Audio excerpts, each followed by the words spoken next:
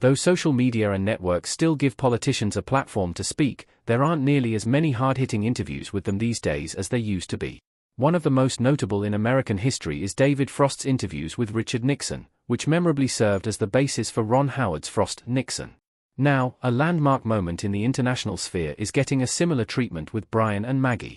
The two-part miniseries is the latest exploration of a British controversy from playwright James Graham, who was previously nominated for an Emmy for the Benedict Cumberbatch-led Brexit and scored acclaim for his adaptation of his play, Quiz. Primarily inspired by Rob Burleigh's Why Is This Lying Bastard Lying to Me, the series focuses on the decades-long friendship between politician-turned-journalist Brian Walden and polarizing Prime Minister Margaret Thatcher. It follows them through their first interaction during Walden's final days as part of the Labour Party, which Thatcher became the Conservative leader of, to using his London weekend television platform for multiple interviews with her. Led by four-time Emmy nominee Harriet Walter and Oscar nominee Steve Coogan, the series takes a non-chronological approach to its story, opening and closing with the final interview between Walden and Thatcher, in which he pressed her on the resignation of Chancellor Nigel Lawson.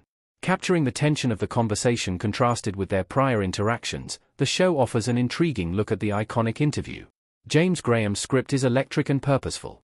In showcasing the relationship between its titular figures, Brian and Maggie's non-chronological structure actually works to its benefit, giving a well-rounded portrait of the increasing distance between Walden and Thatcher, and the reasons why they ultimately became opponents. At the start, there's a genuine curiosity between the two. Walden has an appreciation for Thatcher's desire to make effective change within the Labour Party, particularly regarding their feelings about the trade unions' increasing power at the time.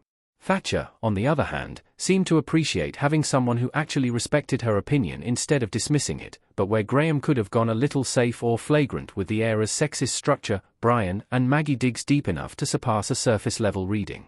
Whether it's female staff members at London weekend television being overlooked or critiqued simply because of their gender, or Thatcher's own staff patronising her when discussing the country's financial concerns, the dialogue cuts like a knife. As Thatcher begins to solidify her position, the writing also doesn't shy away from the fact that her leadership style became tightly wound and uncompromising as time went on. But Graham does so with a mix of humour and drama that keeps her feeling like a well-rounded character more than simply a villain. This all ultimately builds to the coup de grace, Brian and Maggie's final 30 minutes depicting Walden and Thatcher's final interview. Though the two-episode runtime could have further expanded on why and how the former elects to properly turn on the latter and press about Lawson's resignation, the tension builds appropriately with the pacing of the scene, leaving us breathless as the credits roll. Stephen Frears' direction is immaculate. Graham isn't the only one with a success streak in the world of period dramas, as director Stephen Frears also has a knack for taking a look at the past. Whether it's his Oscar-nominated look at Britain's royal family in The Queen or his Emmy-nominated work on A Very English Scandal, he's one of the best in the business. Having already worked with Graham on Quiz, Frears had a great understanding and vision when crafting Brian and Maggie's visual palette. While the washed-out colors of the 1980s feel a little overdone, the actual style and flow of the camera really work to elevate instead of dominate a scene. The interview, in particular, proves to be one of the best-directed scenes of the series in which Frears expertly builds on the tension of his performers. There are still a few nice visual flares, Dutch angles for Thatcher's disorientation, slow dollies for the producers' booth showcasing their excitement at Walden's ruthlessness, but it never distracts from the real heart of the moment. Coogan and Walters are remarkable as Brian and Maggie's leads. Harriet Walter has been one of the most consistently wonderful performers since making her on-screen breakout with the 1995 adaptation of Jane Austen's Sense and Sensibility, and her work in Brian and Maggie proves another showcase for her remarkable talents.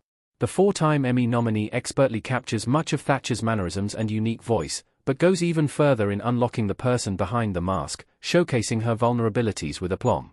Though best known for his work in the comedy sphere, Steve Coogan continues to prove he has a fantastic range as the eponymous tenacious journalist. He finds the humor where it's needed, but also captures the thoughtful, poignant beats of Walden's dedication to his work and to keeping the British public thoroughly informed. With solid turns from the rest of the cast, Brian and Maggie is a gripping watch, to the point it's only disappointing in just how short it is. In a time when some shows run too long, I tend to appreciate when creatives can keep things concise, but with how intriguing Walden and Thatcher's dynamic was, I wish Graham had considered an extra episode or two for this one.